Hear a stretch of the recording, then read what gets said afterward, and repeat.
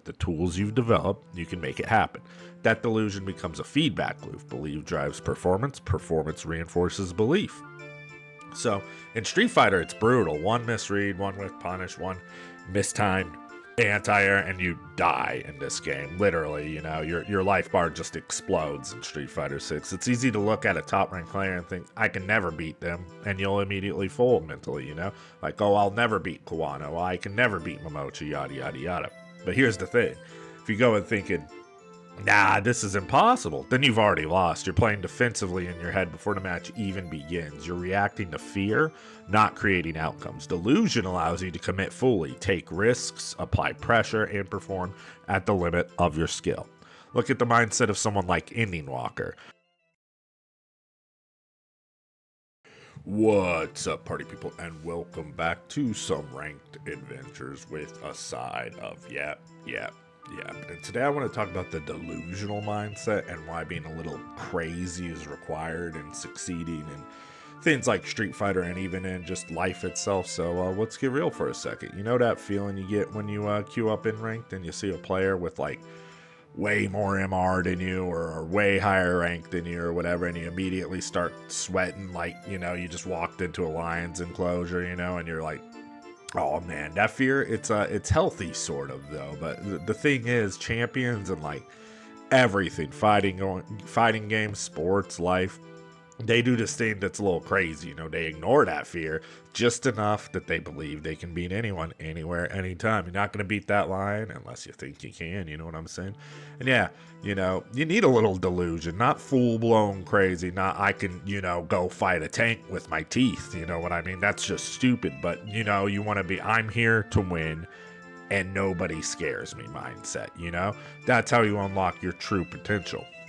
Let's unpack why. So delusion's a tool, not a flaw. Psychologists call this optimistic bias or illusory superiority. Basically, humans naturally overestimate their abilities sometimes. Most people see it as a bad thing. He thinks he could beat Daigo with Ryu in a mirror match, ha ha ha. But here's the secret. That overconfidence is actually fuel. If you don't believe you can win, your brain won't commit fully. You'll hesitate, you'll half-execute combos, you'll make tiny errors under pressure. The small mental doubt costs you the round, the set, the tournament. Champions harness that delusion consciously or not to push past the barriers that would paralyze a regular player. People do this in all sports. All aspects of life. You see it everywhere. Jordan stepping to the free throw line in the 98 finals with 5 seconds left thinking he's going to hit it, even though the entire world is screaming not a chance. Serena Williams believing she could crush the best player on earth even when down a set. Steph Curry pulling a corner three from 35 feet away. He's already convinced it's going in, you know what I mean? He's not even thinking about it. Psychology explains this as self-efficacy. We've covered this before. A term coined by Albert Bandura, self-efficacy is your belief in your ability to execute specific tasks. High self-efficacy doesn't mean ignoring skill gaps. It means convincing yourself that with the tools you've developed, you can make it happen. That delusion becomes a feedback loop. Belief drives performance, performance reinforces belief.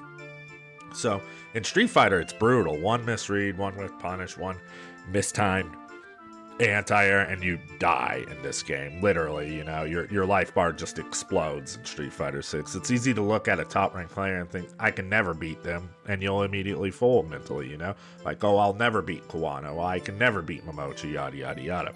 But here's the thing. If you go in thinking, nah, this is impossible, then you've already lost. You're playing defensively in your head before the match even begins. You're reacting to fear, not creating outcomes. Delusion allows you to commit fully, take risks, apply pressure, and perform at the limit of your skill. Look at the mindset of someone like Ending Walker. He steps into matches against monsters, kids, legends, and he plays like he's fully convinced he's going to beat them. Perfect parry every single thing they throw at him.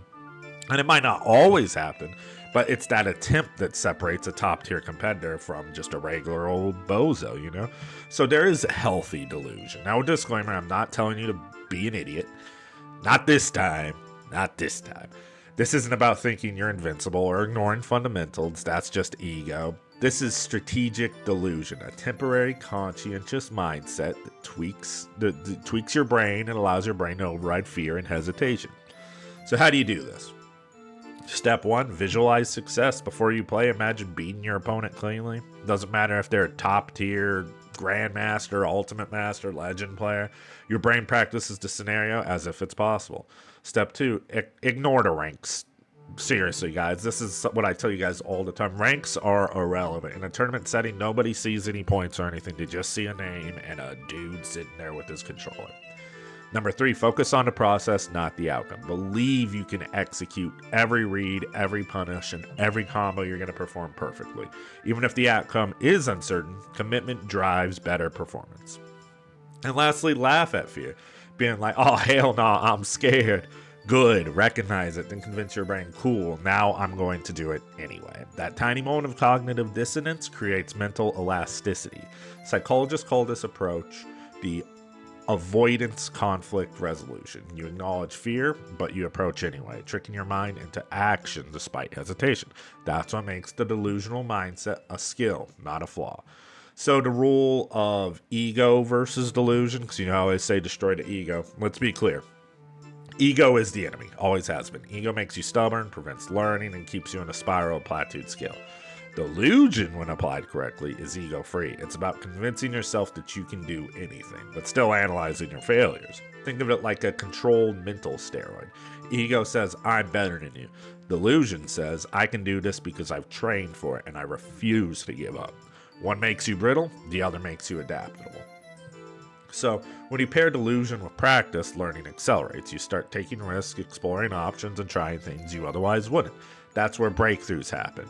Example, you're experimenting with Kin, Ryu, Akuma, whatever. Normally, you'd never try that risky, one frame combo, yada, yada, yada. But then if you have the I can beat anyone, this is possible. Suddenly you're walking forward the entire time, pressing heavy punch like you're a damn gooner, and one hit and then you immediately hit confirm. It's like, oh, I'm so bad at hit confirming. Nah, I can hit confirm. I just got to get that one hit and I'm going to hit confirm it and I'm going to blow them up. Not, oh, I don't know. I'm not no good at hit confirming. No.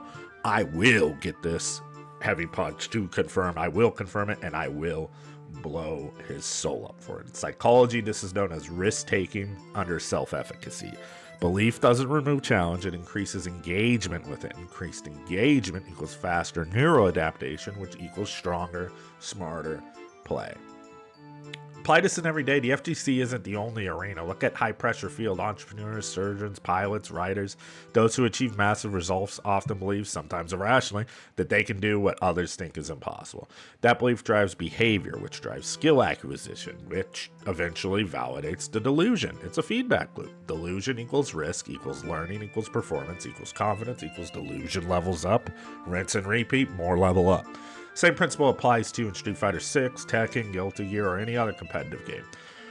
You have to, or any competitive system in the world for that matter, you have to convince yourself that you are that top 8, top 1, clutch comeback machine. It's doable. You can do it, even if your brain's like, dude, are you crazy? What are you on? Are you stupid, bro?